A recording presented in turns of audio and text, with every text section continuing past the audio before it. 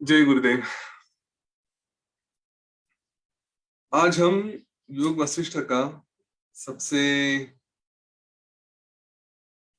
श्रेष्ठ भाग लेने वाले है। छोटा सा ही लेकिन उसका अपना एक महत्व है। और जिसके पास ये तीन मंत्र आज जो हम बात करने वाले हैं वो आ जाते हैं, उसको जीवन में और फिर कुछ करने की आवश्यकता नहीं। केवल उन तीन मंत्रों को बार बार धारण करेंगे तो भी जीवन सुंदर हो जाएगा। और ये तीन मंत्र क्या है वो आपको आज हम यहाँ पे बात करते हैं। कल हमने जैसे सब कुछ त्यागने की बातें की थी, एक मिथ्या पुरुष की कहानी थी, उसके बाद कच्च की कहानी थी, उससे पहले कच्च की कहानी थी, और उसके पहले हम फिर चुड़ाला और शिखी ध्वज की हमने कहानी देखी थी। वहां पे बार बार त्यागने के बारे में विषय आया था कि क्या त्यागना चाहिए। और वहां पे वो अहंकार, अहम का भाव, उसको छोड़े, इसके बारे में बार बार कहा जा रहा था। तो वैसे ही एक कहानी वशिष्ठ ऋषि श्री राम जी को बताते हैं। वे कहते हैं कि भगवान शिव जी, उनके कई सारे गण थे, और उनमें से एक गण था जिसका नाम था भृंगिश। तो उसकी वो कहानी बता रहे हैं कि भृंगिश ने क्या मांगा, उसने क्या प्रार्थना की, और उसके ऊपर शिव जी ने क्या उपदेश किया। उसके पहले ये कहते हैं कि आज जो हम बातें कर रहे थे कभी, कि हमारा स्वरूप हम भूल जाते हैं। बार बार बार बार हम केवल जो विषय है उनमें फंस जाते हैं, और इसीलिए हमारी जो आत्म भावना है वो एक तरह से नष्ट होने की वजह से हमारी बुद्धि ये होती है कि हम जो भी देख रहे हैं वो सत्य है, और इसी में हम लोग उसमें अटकते हैं। और इसी को, अपने आत्मज्ञान को भूल जाना, अपने बारे में भूल जाना, यही इसको अज्ञान कहा जाता है। तो जिसकी बुद्धि इस तरह से होती है कि वो अपने आप में समझने, अपने आप को समझने लगता है, अपने आप को जानने लगता है, वो फिर ये देखता है, जो गहना देख रहा है, कंगन देख रहा है, उसको कंगन नहीं सोना करके समझता है। ऐसे यहाँ पे उसकी उपमा दी गई है। उसके मन में कोई विकल्प नहीं रहता। ये हम बार बार निर्विकल्प समाधि का कभी विषय आता है कि निर्विकल्प समाधि क्या होती है। तो यही देखिए कि जिसमें विकल्प नहीं है, जिस बुद्धि में यह भ्रम ही नहीं है कि मैं कुछ और हूं, उसके मन में एक ही विचार पक्का है। विकल्प का अर्थ क्या है? Options, choices. अपने आप के बारे में, अपने अस्तित्व के बारे में जहां पे कोई चॉइस ही नहीं है, जहां पे कोई इस तरह का अल्टरनेटिव नहीं रखा कि मैं ये हो सकता हूँ, मैं वो हो सकता हूँ, मैं शरीर हो सकता हूँ। हाँ, तो ऐसे कुछ है ही नहीं। जहां पे अपने आप के बारे में एक पूरा विश्वास है, एक पूरा अनुभव है कि मैं बस केवल आत्मस्वरूप हूँ। तो यह जब अनुभव रहता है, और केवल वही एक अनुभव रहता है, और उसमें कोई अल्टरनेटिव नहीं रहता, उसको कहते हैं निर्विकल्प। तो इसीलिए विकल्प रहित, निर्विकल्प पुरुष, निर्विकल्प समाधि, ये सारे जो अनुभव है ये अपने अस्तित्व से, कि जो हम उसको समझते हैं कि मैं कौन हूँ। इसके बाद जो यह समझता है कि मैं कुछ अलग हूँ, उसको फिर सविकल्प कहते हैं। उसके पास ये सारे अल्टरनेटिव्स बनाए रहते हैं, और वो जब छोड़ देता है सारे संकल्प तो निर्विकल्प में चला जाता है। अब यहाँ पे उसकी अवस्था के बारे में बताया है कि कौन निर्विकल्प है, उसके अनुभव कैसे रहते हैं। तो कहते हैं कि जो निर्विकल्प है उसके साथ ये मुझे पसंद है, ये मुझे नापसंद है, ये अच्छा है, ये मुझे चाहिए, ये मुझे अच्छा लगता है, ये मेरे पसंद के है, ये सारी बातें, ये ऐसे ही जो भी कुछ कल्पनाएं होती है, और उसके साथ फिर और अलग अलग कल्पना, एक के ऊपर एक के ऊपर एक कल्पनाएं आती है। तो वो सारा खेल, जिसको अनेकत्व कहा है, एक तत्व छोड़ के अनेक तत्व है, वो सारा खेल उसका रुक जाता है। वहां पे कुछ होता नहीं उसके अंदर में। और इस तरह से ये सब छोड़ने के बाद जो भी बाकी बातें अंदर आती है, केवल उसकी वजह से जो कई सारे संघर्ष, कई सारे उसके ऊपर हम यूं कहेंगे हमले होते हैं, अनेक अनेक विचारों के, भोगों के, उससे भी वो विचलित नहीं होता, ना ही उसकी बुद्धि उससे क्षीण होती है, क्योंकि वो उस तरह से नहीं होता कि जिसमें उसके ऊपर कोई परिणाम हुआ है। कभी हुआ होगा तो वो सब अभी भूल जाता है, वो अपने आप में स्थिर रहता है, जैसे कहते हैं कि मेरू पर्वत की तरह अचल है। और इस जन्म में आकर उसको जो भी प्राप्त करना है वो उसने प्राप्त किया होता है। क्या प्राप्त करना होता है? तो बस केवल शरीर चलाना है, उससे जो होगा वही वो केवल प्राप्त करेगा। और इसलिए वो कभी भी, सबसे सुंदर बात यह है कि जो दृश्य देखते हैं उन दृश्यों में कभी फंसता नहीं। अपने आप को अगर इन बातों से बचाना है, अपने मन को संभालना है, तो यह हमने जो उपशम से आगे देखा है, उपशम वही है कि जो हम दृश्यों में नहीं फंसे। बार बार कभी हमारा मन विचलित हो रहा है किसी भी तरफ, चाहे वो क्रोध में जा रहा है, चाहे मोह में जा रहा है, तो अपने आप को यह प्रश्न अवश्य पूछे, उस बारे में सतर्क रहे कि क्या मैं जो भी देख रहा हूँ वो अम, वो दृश्य सत्य है, क्या मुझे उसमें रहना चाहिए, या फिर यह दृश्य असत्य है।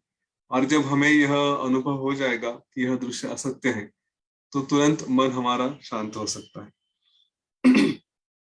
और वशिष्ठ ऋषि यही कहते हैं कि हे श्री राम जी, मैं आपको बार बार वही बता रहा हूँ कि हमारे प्रयत्नों का स्वरूप क्या है, हमें कौन से प्रयत्न करने चाहिए।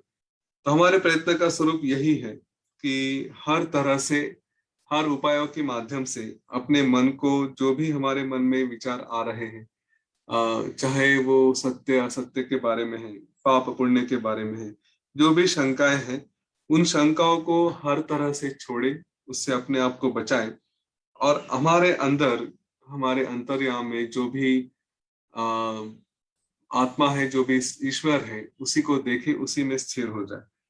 और इसीलिए यहाँ पे तुम्हें ये करना है, अपने आप में स्थिर रहना है, और वो करके फिर उसके बाद तुम्हें महाकर्ता, महाभोक्ता और महात्यागी होना है। तो ये क्या है? और यही एक प्रैक्टिस करनी है, अपने आप को इन तीनों रूप में देखने की, कर्ता, महाभोक्ता और महात्यागी। और यही प्रश्न भृंगीश नाम के एक गण थे शिव जी के, उन्होंने शिव जी से पूछा था, और उसी का फिर उत्तर शिव जी ने बोला था कि क्या होता है ये तीन बातें। तो हम भी वो देखते हैं, पहले कर्ता, भोक्ता और त्यागी क्या होता है वो समझ लेते हैं, उसके बाद फिर देखेंगे कि महाकर्ता, महाभोक्ता और महात्यागी क्या है। उसका सारा वर्णन यहाँ पे दिए हैं। मैं जहां तक हो सके पुस्तक से ही ऐसे के ऐसे ही आपको, आपके सामने उसको उद्धृत करूंगा, बताऊंगा। लेकिन पहले वो कंसेप्ट समझ लेते हैं। हमारी कंसेप्ट होती है, हमारी कल्पना होती है कि मैं करता हूँ, जो भी मैं करता हूँ, या हम किसी और को भी करता देखते हैं, तो यह समझते हैं कि कुछ कर रहे हैं, कर रहे हैं, मतलब उसके साथ हम जिम्मेदारी भी लेती है, उसके फलों के बारे में, उसके उसके जो परिणाम होते हैं उसके बारे में भी हम अपने आप में जिम्मेदार अपने आप को ठहराते हैं। जब मैं कुछ कर रहा हूँ, यह भूमिका होती है, तो उसके परिणाम भी मुझे ही भुगतने होते हैं। हाँ, दूसरी बात है कि हम कुछ भोगते हैं, जो भी फल आते हैं या अपने जीवन में जो भी हमारे साथ होता होता है, उसका भी उपभोग हम लेते हैं, ऐसी हमारी संकल्पनाएं होती है। चाहे वो सुख हो चाहे दुख हो, ये हमारी कल्पना होती है कि हम उसका उपभोग ले रहे हैं करके। और तीसरी बात है कि हम कई बार छोड़ देते हैं, ये छोड़ना है वो छोड़ना है, तो वहां पे त्याग की कल्पना आती है कि ये मेरा नहीं है इसलिए मैं छोड़ रहा हूँ। या फिर वो चाहे विचार हो, चाहे वस्तु हो, चाहे परिवार हो, हमने ये छोड़ने की, त्याग की भी बात देखी थी। शिखी ध्वज ने चाहा कि मैं अपने वस्तुएं छोड़ देता हूँ, उसने कच ने भी कहा कि अपना शरीर छोड़ना है क्या, फिर या वस्तुएं छोड़ देनी है। यह सारी त्याग की बातें हमने देखी थी। तो क्या छोड़ना होता है, त्याग हम अपने जीवन में अलग अलग तरह के करते हैं, पर इनमें से ये सारे जो कर्ता, भोक्ता और त्यागी है, इनमें सर्वश्रेष्ठ कौन होते हैं? कौन है जो महाकर्ता कहा जाता है, कौन है जो महाभोक्ता कहा जाता है, और कौन है जो महात्यागी कहा जाता है? इसका वर्णन यहाँ पे बताया गया है। संक्षेप में अगर देखा जाए, तो जहां पे मेरा अस्तित्व नहीं है, ये दोनों बातें आती है कि जहां पे मेरा अस्तित्व ही नहीं है, या फिर मैं सब कुछ हूँ। तो मेरा अस्तित्व शून्य है या फिर सब कुछ मैं ही हूँ। उस स्थिति में जो भी हमसे होगा, जो भी हमारे साथ आएगा, वो हमें फिर महाकर्ता, महात्यागी, महाभोक्ता और महात्यागी बनाएंगे। जब मैं कुछ हूं ही नहीं तो फिर मैं करूंगा क्या, मेरे हाथ से क्या होगा, ये एक भावना हुई। और जब सब कुछ मैं हूं तो जो भी हो रहा है वो केवल मैं ही कर रहा हूँ, ये दूसरी भावना हुई। मैं कुछ नहीं हूं तो भी फिर मेरे साथ जो हो रहा है वो कौन कर रहा है, तो वही जो है, जो परम शक्ति है वही कर रही है, या मेरे लिए मेरे गुरु कर रहे हैं। तो फिर अगर वो कर रहे हैं तो मैं क्या कर रहा हूँ, मैं कुछ नहीं कर रहा हूँ। लेकिन इस शरीर से जो हो रहा है वो उस परम शक्ति द्वारा ही हो रहा है, तो वो तो केवल महाकर्ता ही होगा, वो कोई साधारण बात नहीं हो सकती। यही इसलिए महाकर्ता कहा जाता है। जो भी भुगत रहा है, जो भी एंजॉय कर रहा है, वो हर तरह की बातों का अनुभव लेता है, चाहे वो सुख है दुख है। फिर से वही भावना कि अगर मैं नहीं हूं तो जो ले रहा है वो तो बहुत शक्तिमान है, जो अनुभव कर रहा है, तो फिर स्वाभाविक है वही महाभोक्ता है। उसी में सारी शक्ति होती है कि जीवन में जो भी आ रहा है वो उसका अनुभव करे और फिर भी अपने आप को स्थिर रखे। उसका अनुभव कभी समाप्त ही नहीं होता, इसलिए वो महाभोक्ता है। और महात्यागी फिर क्या है, तो वही फिर से कि जो मैं नहीं हूं तो मैं क्या त्याग करूंगा। जो ले रहा है, जो अनुभव कर रहा है या फिर जो त्याग रहा है, वो फिर से सर्वशक्तिमान है, वही सब कुछ है। तो उसके दृष्टि से देखा जाए तो वो स्वयं कुछ कर ही नहीं रहा, वो उसने तो सब त्याग दिया है, उसका अस्तित्व भी नहीं है, वो तो स्थिर है, अचल है। तो जिसके साथ हम ये सारी बातें देखते हैं, जिस हमारी सृष्टि में जो हो रही है, वो अगर इन सभी का अनुभव नहीं ले रहा है तो इसका अर्थ है उसने सब कुछ त्याग दिया है। तो फिर इसलिए वह केवल महात्यागी होता है। तो अपने आप को इन दोनों भूमिकाओं में रखकर, कि मैं कुछ नहीं हूं या मैं सब कुछ हूं, दोनों भूमिकाओं में रखकर फिर यह अनुभव अपने आप को देखा जा सकता है कि मैं महाकर्ता हूँ, महाभोक्ता हूँ, महात्यागी हूँ। उसके वर्णन बड़े सुंदर दिए हैं। अगर आपको आ, हमारी मुक्ति की परिभाषा याद है, हमने एकदम पहले एक दो सत्र में कभी तो ये ली थी कि कौन मुक्त है। और वहां पे हमने यह विषय लिया था कि कभी सत्र के बाद घर जाना है या घर में ही है आजकल, और आज अपेक्षा है कि मुझे खाने में कुछ चाहिए। मुझे यूं समझे पनीर की सब्जी खानी है, जो काफी लोगों को पसंद है, और सामने करेले की सब्जी रख दी। तो उसको, उस अनुभव को हम किस तरह से लेते हैं। तो जो सच में मुक्त है उसके लिए ये सारी भाषा है, ये सारे शब्द होते हैं केवल। पनीर के बदले सामने करेले की सब्जी रख दी तो भी खाते वक्त कहेगा कि वाह क्या पनीर की सब्जी बनी है। और घर के लोग कहेंगे नहीं पनीर की नहीं करेले की है, तो बोल सकता है ये तुम्हारे लिए करेला है, मेरे लिए तो पनीर ही है ना। वो जो अनुभव होता है, मुक्ति की परिभाषा वही है जिसको इन तीन शब्दों में यहाँ पे रखा गया है। इसलिए इनका महत्व बहुत सुंदर है। मुक्त कौन होते हैं कि मुझे ये चाहिए और वो होने के बाद मैं आनंदी हो जाऊंगा, ये बंधन है। और मेरे जीवन में जो भी आता है उसका उपभोग ले सकूं, जो भी आएगा, हाँ, वो हमारी मुक्ति की परिभाषा होती है। हमारी वैसे जो बंधन में है उसको चाहिए मुक्ति, मतलब कि मैंने ये चाहा, ये मेरी इच्छा है, वो पूरी हो जाए, इसलिए मुझे आनंद, उसके बाद मुझे आनंद मिलेगा, तब मैं मुक्त हूँ। जो चाहिए वो मैं कर सकूं, मुझे जॉब करना है जॉब कर सकूं, जॉब छोड़ना है जॉब छोड़ के रह सकूं, ये सारी हमारी परिभाषाएं होती है। और मैं आपको उसका स्मरण दिलाना चाहता हूँ कि यही हमारे बंधन होते हैं। क्योंकि मैं जो चाहूँ वो अगर मैं कर सकता हूँ तो आनंद है, लेकिन नहीं कर सकता हूँ तो उसी वस्तु ने, जो मेरी इच्छा थी, उसने मुझे बांध लिया और उस बंधन में मैं फंस गया। और इसीलिए हम अपने आप को बंधन में समझते हैं। तो मुक्ति क्या होती है फिर, कि जो भी, जिसमें भी मैं हूँ, जो भी मैं कर रहा हूँ उसमें मैं अपने आप को आनंद समझ सकूं। सो डूइंग और लाइकिंग क्या होता है,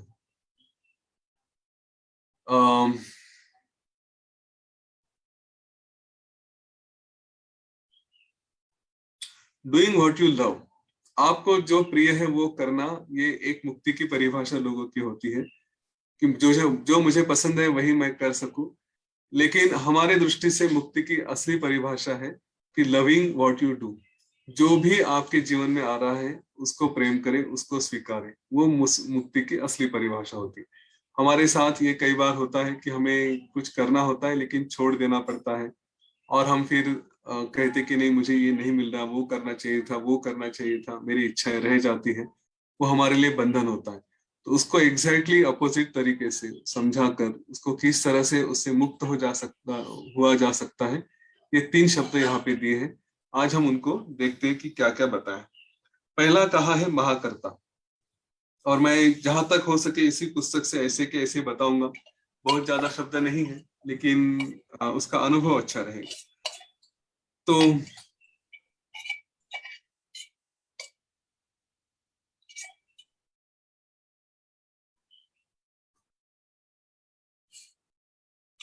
महाकर्ता कौन है? जो अपने आप को अकर्ता और अभोक्ता समझता है, किसी भी कर्म का कर्तृत्व भोक्तृत्व अपने ऊपर नहीं लेता, और उसी निश्चय से जो भी अपने प्रारब्ध कर्म है वही करता है।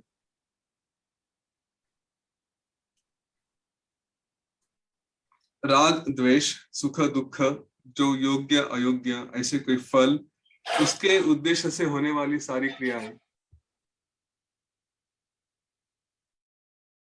सीमा जी अपने आप को अनम्यूट मत करिए प्लीज।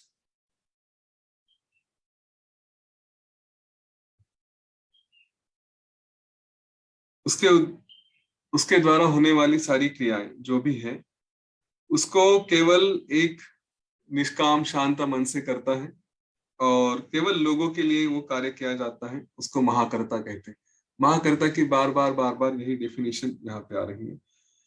जिसकी बुद्धि जो भी शुभ कार्य होते हैं, ये बात थोड़ा ध्यान ध्यान से देखें, जो भी शुभ कार्य हो रहे हैं उसमें मैंने किया और उसका श्रेय लेने के लिए तत्पर नहीं होती, वो अपने आप में श्रेय नहीं लेता। और वैसे ही जब भी कुछ अशुभ कार्य उसके हाथ से हो जाते हैं, उसमें भी अपने आप को दोषी नहीं ठहराता। वो केवल यही समझता है कि ये जो हुआ वो हुआ, उसके लिए मैं जिम्मेदार नहीं हूँ, मेरा उसमें कोई इन्वॉल्वमेंट नहीं था। वो भूमिका होती है महाकर्ता की। ये कई बार हम फंस जाते हैं, मेरे हाथ से गलती हो गई, मेरे हाथ से ये हो गया, तो हम एक तरह से गिल्ट में चले जाते हैं, अपने आप को कोसते हैं। और यहाँ पे उस भूमिका में रहना आवश्यक है कि नहीं, जो हुआ वो बस हुआ, इस शरीर से हुआ, इसके लिए जिम्मेदार मैं नहीं था। उस समय की परिस्थिति जो भी थी, जो भी मेरा मन चला मेरे ऊपर, जो भी उस समय के संस्कार थे, उसके कारण ये हुआ। देखिए ये कोई फ्री लाइसेंस नहीं है कि अपराध करें, शास्त्र छोड़ के हम अपना बिहेवियर करें, इसके लिए ये लाइसेंस नहीं है। हाँ, इस बात को समझे। अपने आप को दोष नहीं देना इसका अर्थ ये नहीं कि हम गलतियां करते बैठे। हमेशा हमें सजग रहना है, जो भी हम कार्य करेंगे वो शास्त्र अनुसार करेंगे। उसका उद्देश्य यही रहेगा कि केवल करना है इसलिए करना है। और यहाँ पे यहाँ तक कहा गया है कि लोक संग्रह, उस लोगों के लिए करना है, ऐसा कहा गया है। उसके ऊपर थोड़ा जाके मैं कहूंगा कि लोगों के लिए भी करना आवश्यक नहीं है। हमारे सारे कार्य जो भी हम करेंगे वो केवल गुरु की आज्ञा है, गुरु वचन है, इसलिए हमें करना है, उसके मार्ग पे चल के ही करना है। ये बात कभी मन में मत रखना कि मुझे बहुत सेवा करनी है और मुझे बहुत लोगों के ऊपर जीवन में परिवर्तन लेकर आना है। हाँ, हम लोग उस भूमिका में चले जाते हैं और उसमें फीवरिश हो जाते हैं, और उसकी वजह से हम अपने आप को कर्ता समझने लगते हैं। यहाँ पे कई सारे वॉलंटियर्स हैं, टीचर्स हैं, कोर्स ऑर्गेनाइज करते हैं, और फिर अब बड़ी जोर शोर से प्रयत्न करते हैं कि मैं कोर्स ऑर्गेनाइज करने में लगा हूँ, मुझे इतने पार्टिसिपेंट चाहिए, ये करना है, मेरा संकल्प है 10 पार्टिसिपेंट का, 20 पार्टिसिपेंट का। इसमें हम उलझ जाते हैं और बड़े प्रयत्न करते हैं, और जब ऐसा नहीं होता तो फिर दुखी हो जाते हैं कि क्या मुझसे इतना भी नहीं होता, मैंने इतने प्रयत्न किए। हाँ, तो हम चाहते हैं कि मेरे लोग, यहाँ पे जो मैं का भाव आता है कि मैं कम से कम 20 लोगों के जीवन में परिवर्तन लेके आऊं, ये जो भावना आती है वो मैं को छोड़ना है। हम करने वाले कोई नहीं होते, इस भाव को छोड़े। हम केवल एक आज्ञा है, हमें करना है, यह शरीर है, और ये शरीर को ऐसे ही बिठा के कुछ होता नहीं, कुछ ना कुछ करना पड़ता है, तो हम आगे कुछ करें। यह भावना जब हम रखते हैं तब हम कुछ उसमें जाके हम कुछ करते हैं, वरना और उससे से कार्य होता है। तो उसका जो परिणाम है उसमें कभी अटैच ना हो, इसमें से कभी गलतियां हो जाती हैं तो भी अपने आप को दोष ना दे। और वही वो महाकर्ता होता है कि वो ना अपने आप को पापी समझता है ना अपने आप को पुण्यवान समझता है। बहुत सुंदर कार्य हुए तो मैंने की, यह भी उसका अनुभव नहीं होता।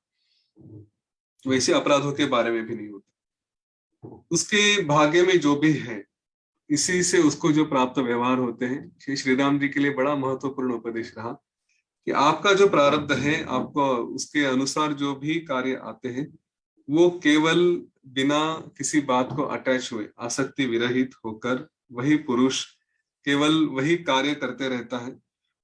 वो कैसे करेगा? तो जो भी उचित समय आएगा, जो भी कार्य होगा, उसको देखकर वही करता है, और इसीलिए महाकर्ता कहा जाता है। श्री राम जी को यह बाद में उपदेश फिर से आया था कि आप एक राजा बनकर आए हो। हमने शिखी ध्वज और चूड़ाला के साथ भी यह देखा था कि वो राजा रानी थे, जंगल में रहना उनका कार्य नहीं था, राज्य करना उनका कार्य था। तो जो भी भूमिका आई थी, उस भूमिका में रहकर हमें अपने कार्य करने होते, और इसीलिए उनको महाकर्ता कहते हैं। हम यह कभी भी ना भूले, हमारे कर्तव्य कुछ भी हो सकते हैं, हमारे कर्तव्य बदले सकते हैं, बदल जा सकते हैं। आज एक कर्तव्य है, कल कुछ और कर्तव्य हो सकता है। तो जो भी कर्तव्य सामने आएगा वही हमें करना है, वही महाकर्ता होता है। उसके हाथों से केवल दैव से जो भी कार्य होते हैं, वो करने की प्रेरणा उसको केवल उसके इंद्रियों से, उसके शरीर के माध्यम से होती है। और इसीलिए उसके पास जो कर्तृत्व आता है, उसकी वो जिम्मेदारी स्वीकारता है कि हाँ, यहाँ पे अगर मैंने किसी को कुछ बोल दिया, कुछ हुआ, तो उस समय उस परिस्थिति में सामने दिखाने के लिए मैं जिम्मेदार हूँ। हाँ, क्योंकि ये मेरे द्वारा हुआ है, उतनी वो जिम्मेदारी लेगा। लेकिन उसके बाद उसके अंदर में, उसके मन में कभी भी मैंने कुछ किया, ये ऐसी भावना नहीं रहती। वो अपने आप को पारमार्थिक दृष्टि से, मतलब एक हम जो अध्यात्म की दृष्टि से देखेंगे, तो वो अपने आप को यही बताएगा कि मैं अकर्ता हूँ।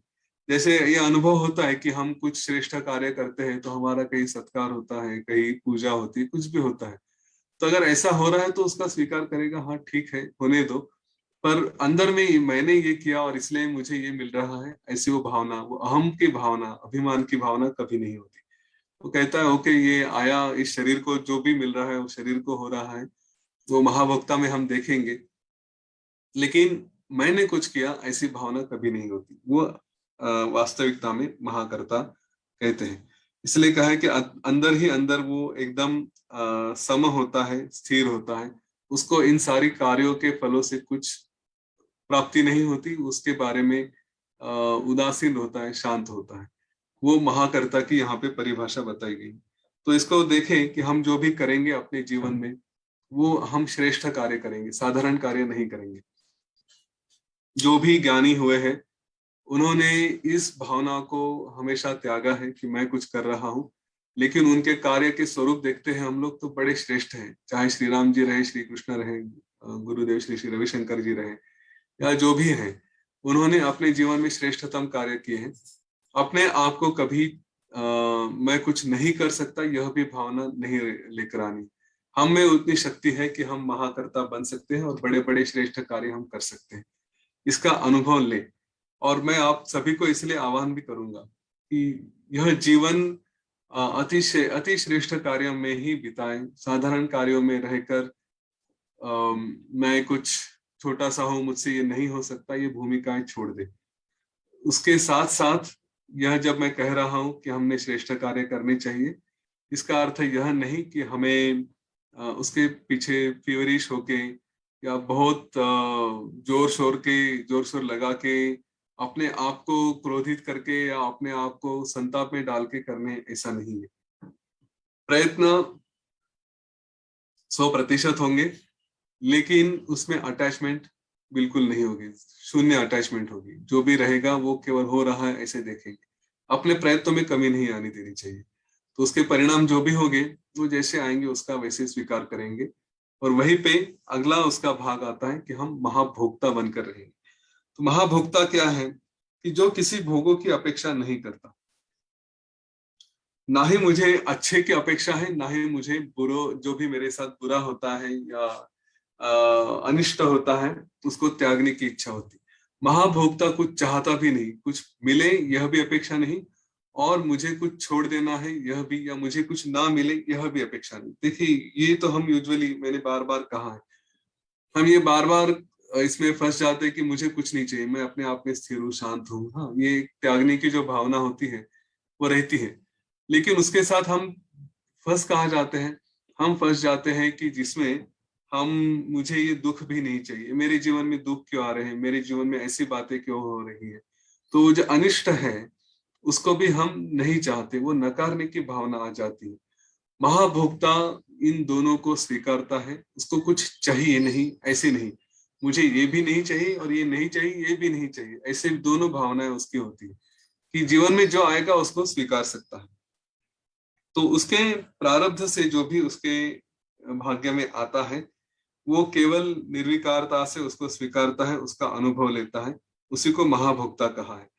उसके इंद्रिय चाहे जो भी अनुभव ले रहे, चाहे वो गुलाब जाम खा रहा है या चाहे इंजेक्शन ले रहा है, हाँ, ये बात का अनुभव ले।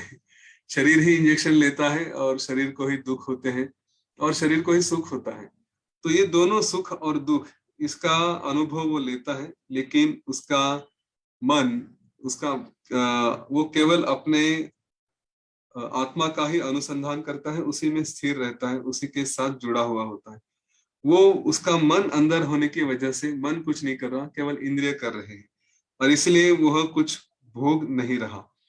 केवल शरीर के जो कार्य हो रहे हैं वो चल रहे हैं, पर उसका आत्मा केवल निष्क्रिय है, ये जानते हुए वो अपने आप में स्थिर रहता है। और इसीलिए जब भी कुछ खाना खान पान हो रहा है, अम, जो प्राण के शरीर के धर्म है वो केवल उसके चल रहे हैं, लेकिन अपने आप में वो स्थिर रहता है। यहाँ पे मैंने कभी अनुभव दिया था कि महाभोक्ता के अनुभव, दो उदाहरण हम बोल सकते हैं। अम, आसाराम जी हैं, आसाराम बापू, उन्होंने कभी योग वशिष्ठ पे बहुत सुंदर डिस्कोर्सेस दिए थे, प्रवचन दिया था। और आजकल वो जेल में है। जेल में होने की वजह से वहां पे रूखी सूखी रोटी जो भी आता है वो खाना पड़ता है।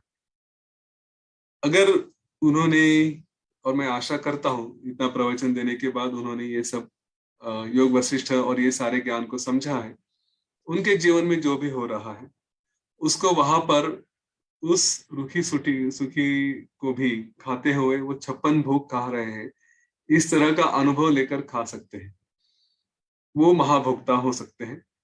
वही परम पूज्य गुरुदेव है, जो, उन्हें कई जगह कई तरह के स्वाद और कई तरह के सम्मान मिलते हैं। उन सम्मानों को भी अगर उनके सामने कभी खाने के लिए 56 भोग रखा गया, तो भी उसको एक महाभोक्ता की तरह रूखी सुखी कुछ खाने को मिल रहा है, केवल शरीर चला रहा है, उस भावना से देख सकते हैं। यही एक महाभोक्ता का अनुभव है कि जो जीवन में आए उसके साथ वो रहे। और इसीलिए मैंने अभी जो पनीर का उदाहरण दिया था, करेले की सब्जी का अनुभव दिया था, कि मुझे खाना है तो ये केवल शरीर की इच्छा है, केवल मेरी जिह्वा की इच्छा है, ये मुझे क्या खाने को मिल रहा है, शरीर चलाना है, इसलिए इसको खाने को जो भी आएगा वो खा सकूं, उसमें मेरा अनुभव कुछ नहीं रहता। यह मन की कुछ इच्छा नहीं होती, और इसलिए अपने आप में तृप्त रह के जो भी आएगा उसको अनुभव करूंगा, उसको एंजॉय करूंगा। अक्सर यह हो जाता है, घर में कई बार खाने में कम ज्यादा होता है, अपने घर में जो भी खाना बना रहे हैं उनकी तबीयत, उनके ऊपर जो भी कार्य का स्वरूप है, उनके ऊपर जो भी जिम्मेदारियां होती हैं, उसकी वजह से कभी कभी खाने में कम ज्यादा होता है। हमारी इच्छा होती है आज हमें पुलाव खाने को मिले, लेकिन साधारण भात ही खाने को आ जाता है, राइस ही आ जाता है। हमें लगता है कि जो दाल बनी है बड़ी टेस्टी बननी चाहिए, लेकिन कभी कभी नमक कम ज्यादा हो जाता है, और उसके ऊपर हम कभी कभी अपशब्द भी बोल देते हैं। जो महाभोक्ता है वो उसका अनुभव ले कि यह भी अच्छा ही है। यहाँ तक यहाँ पे कहा गया है, हमने मुझे याद नहीं एग्जैक्टली वो वीतहव्य के प्रकरण में था या उद्दालक के प्रकरण में था, पर ये बात यहाँ पे कही थी, या अभी शायद, कि बासी खाना भी महाभोक्ता खा जाएगा, उसको कोई तकरार नहीं रहेगी। उसका केवल अपने आप में रहने की वजह से उसकी शक्ति इतनी होती है कि विष भी अगर पी लिया, प्रयोग मत करना, आप अभी तक महाभोक्ता नहीं बने हो, इसीलिए बता रहा हूं। लेकिन उसकी शक्ति इतनी हो जाती है कि विष भी पी लिया तो उसके लिए अमृत हो जाता है। हाँ, ये उसकी सिद्धि होती है, ये उसका अपने आप पे रहने की शक्ति होती है, वही वो महाभोक्ता होता है। कभी खाने के बारे में अगर हम तकरार करते हैं कि ऐसा ही क्यों मिला, वैसा ही क्यों मिला, तो जरा सोचे कि क्या हम महाभोक्ता हैं, और नहीं है तो महाभोक्ता होने का प्रयत्न करें। यह संसार में, संसार मतलब परिवार में, यह एक संघर्ष का कई बार कारण हो जाता है कि खाने को क्या मिला क्या नहीं मिला। अपने आप में तृप्त रहे, खाने को चाहिए, दूध रोटी भी खाकर तृप्त रह सकते हैं। शरीर को चलाना है, इसलिए अन्न है। मैं केवल अन्न का उदाहरण इसलिए दे रहा हूं क्योंकि ये एक बार बार आने वाली समस्या हो जाती है, और इसी से हम अपने आप को भोगने से वहां पे संघर्ष कर देते हैं। तो वो महाभोक्ता बने कि जो भी आएगा जीवन में उसको हम स्वीकार सके।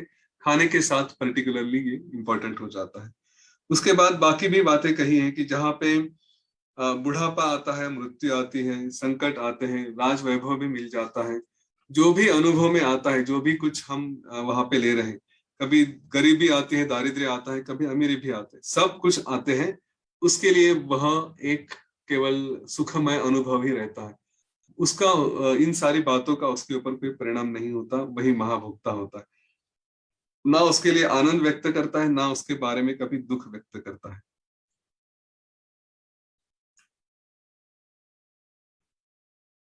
ये भी अपने आप को, अपने जीवन से भय नष्ट करने के लिए ये महाभोक्ता बड़ा, ये जो गुण है ये बड़े काम का होता है।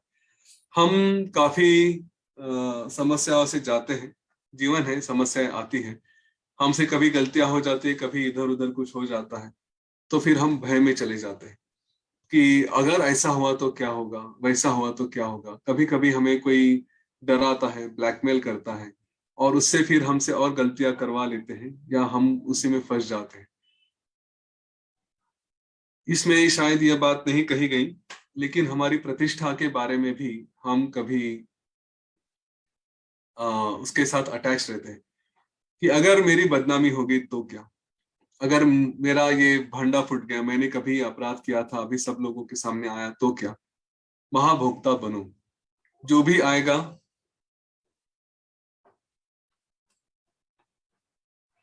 एक मिनट।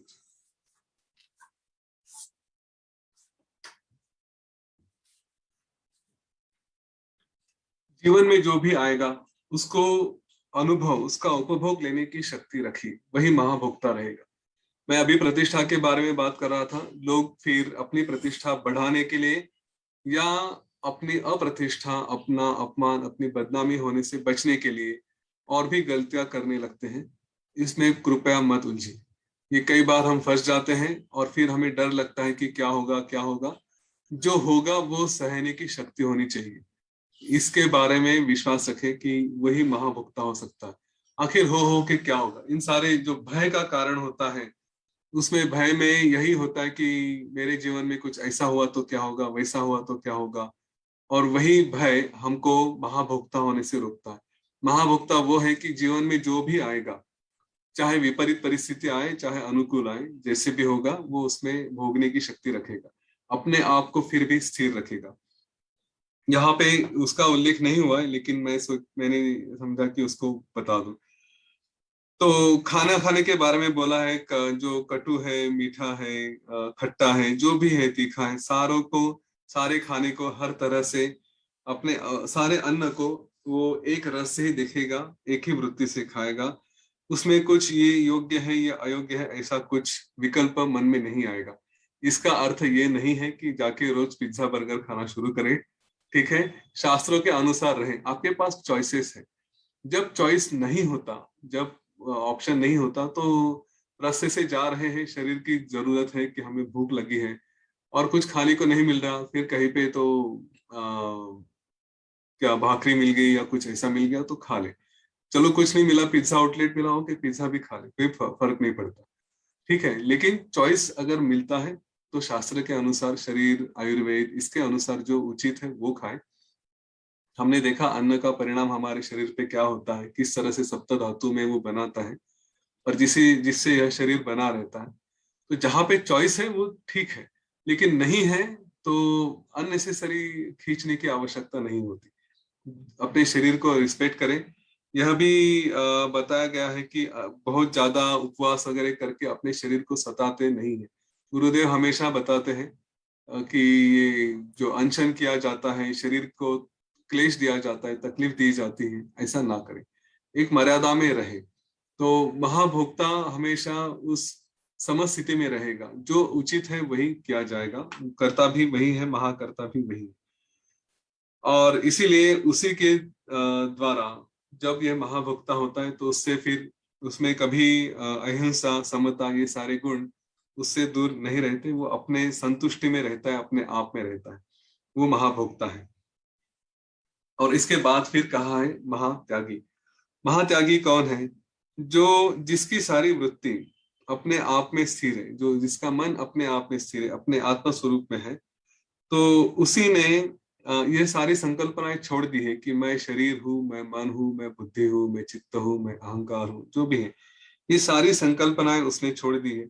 ना उसका अपने शरीर के प्रति कोई प्रेम है, काया वाचा मनसा सारी क्रियाएं, जो भी होता है, जो भी संकल्पनाएं उसकी है, कल्पनाएं हैं, ये सारी तात्कालिक होती है। जब भी ऐसे बता रहा था कि ये योग्य है, ये अयोग्य है, ये भी कल्पनाओं का त्याग उसने छोड़ दिया है।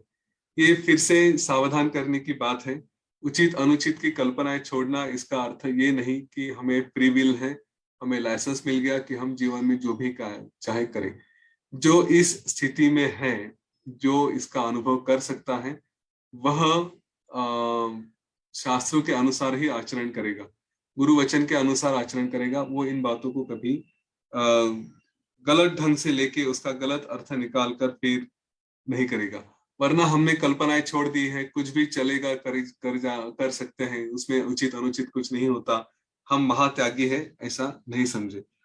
जो भी सारी कल्पनाएं होती है कि जहाँ पे हम ये समझते हैं कि बुढ़ापा आ गया तो बुरी बात है, या फिर दुख आ गए तो बुरी बात है, मैंने पाप करने चाहिए, पुण्य करने चाहिए, ये जो भी कल्पनाएं होती हैं, ये एक दूसरे को केवल अपोजिट है, विरुद्ध है।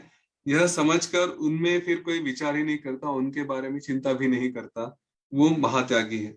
यह मेरा शरीर है या नहीं है, यह मेरा जन्म है या नहीं है, यह भी संकल्पनाओं में वो नहीं रहता, वो सब कुछ छोड़ दिया।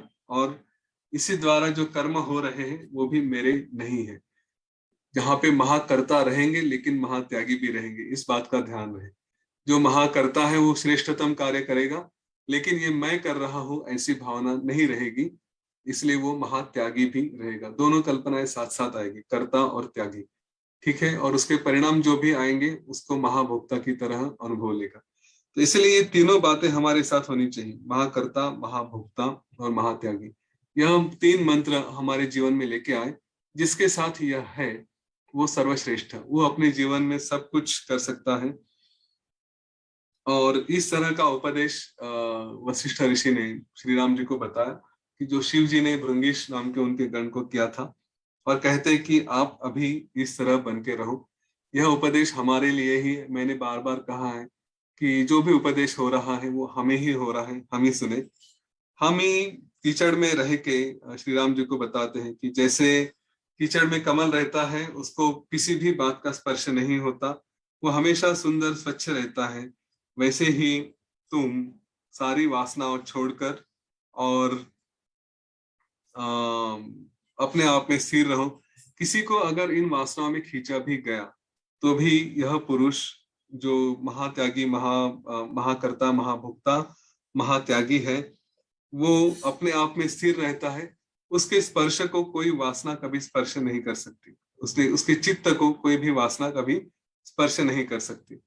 वो कभी किसी आशा में और उसमें अधीरता, विषाद, क्रोध, दुख, सुख, इनमें कभी भी उसकी छाया उसके मन पे कभी नहीं आती। उसका चेहरा या उसका स्माइल जो हमेशा गुरुदेव बोलते हैं कि अपना स्माइल बनाए रखो, तो उसका मुख हमेशा प्रसन्न रहता है, हमेशा स्थिर रहता है।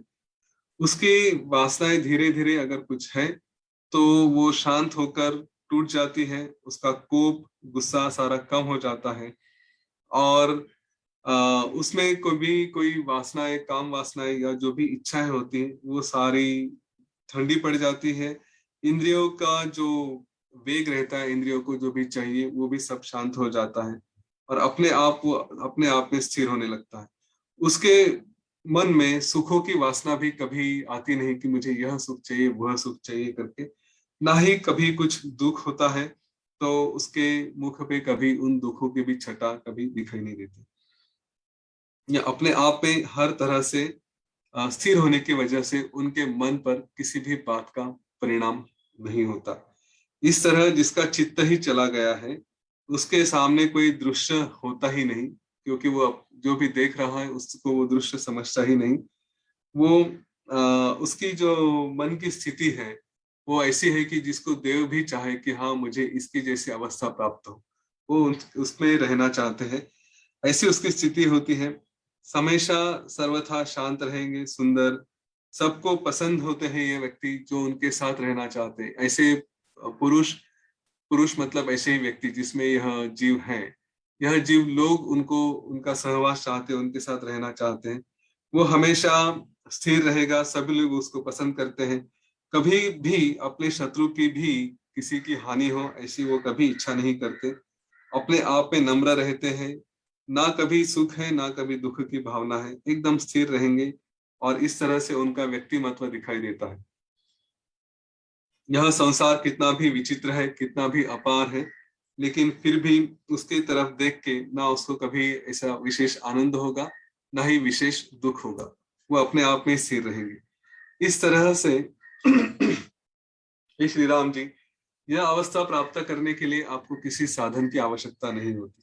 जो इतने बिना प्रयत्नों के विशेष कुछ तप न किए बगैर, तप में हमें कुछ भोगना पड़ता है, कुछ अपने आप को दुख देना पड़ता है, तो कोई भी कुछ भी उसका अनुभव न लेते हुए केवल अंतर्मुख होकर अपने आप में ही अपने आत्मा का ही अनुसंधान करके एक शुद्ध बुद्धि से विचार करने से हमारे साथ हमें जो मिल सकता है, जो आसानी से प्राप्त हो सकता है, वैसा यह आत्म साक्षात्कार है। ये तीन गुण जिसके पास आते हैं वही आत्म साक्षात्कारी कहा जा सकता है। तो फिर जिसको जब ये इतने आसानी से केवल अंदर ही अंदर एक जगह बैठ के विचार करके प्राप्त होने वाली यह इतनी बड़ी शक्ति है, इतना बड़ा सुख है, इतना बड़ा आनंद है, अगर इसको कोई यह प्रयत्न नहीं करता अपने आप में बैठकर और बाकी दुनिया में सारे प्रयत्न कर कर सुखों को ढूंढने का प्रयत्न करता है, तो उसको क्या कहें। वशिष्ठ ऋषि कहते हैं इतने आसानी से हमें आनंद मिल सकता है, वो छोड़कर नहीं नहीं वो बातें करते हैं हम लोग। तो ऐसे जो पुरुष हैं जो अपने इस तरह के प्रयत्न नहीं करते, वशिष्ठ कहते कि ऐसे लोगों का धिक्कार है कि इतने आसानी से मिलने वाले सुख को प्राप्ति के लिए वो प्रयत्न ही नहीं करते, कुछ और ही करते रहते। और ये कहते हैं कि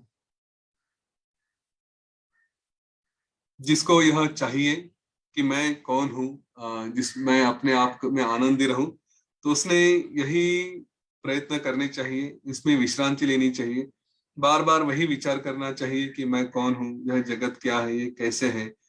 इससे जो भी भोग जो लग रहे हैं, जिन भोगों की मैं अपेक्षा करता हूँ, इससे मुझे क्या प्राप्त होगा, और इसमें वास्तव में ये सारा जो जग देख रहा हूँ उसमें सत्य क्या है, इसी का अनुभव करें, इसी का प्रश्न पूछते रहे, और फिर किसी भी दृश्य में ना अटकते हुए, ना फंसते हुए, केवल अपनी बुद्धि अपने आप में रखें। यही आत्मज्ञान है, यही आत्म मुक्ति का मार्ग है। इसके बाद फिर उन्होंने और एक कहानी बताई थी जो श्री राम जी के पूर्वजों की थी, तो वो हम कल देखेंगे। संक्षिप्त में उसका वही संवाद है, इसमें वही बार बार बातें आती है कि एक प्रश्न पूछता है कि ज्ञान कहाँ से प्राप्त हो सकता है, और उसके ऊपर वही है कि केवल आत्मविचार करो, उसी से सारा आत्मज्ञान मिल सकता है। तो अभी हम अपने जीवन में थोड़ा आगे बढ़े अपने आप में विचार करते रहें कि हम कौन है, क्या है। बार बार वही विचार करें, दृश्यों में ना फंसे, और अपने आप को महाकर्ता, महाभोक्ता और महात्यागी बने। देखे अपने जीवन में कम से कम महाभोक्ता तो हो सकते हैं कि नहीं, क्योंकि वो एक वैशिष्ट्य है कि जिसमें हम विचलित हो जाते हैं, जीवन में सुख दुख दोनों आते रहते हैं। तो कितना अटैच होता है जरा देखे, खास करके खाना खाने के बारे में तो देख ही ले कि आज क्या मिल रहा है और कितना आनंदी है करके। ठीक है, तो आज यहीं पे रुकते हैं और फिर कल मिलेंगे। जय गुरुदेव।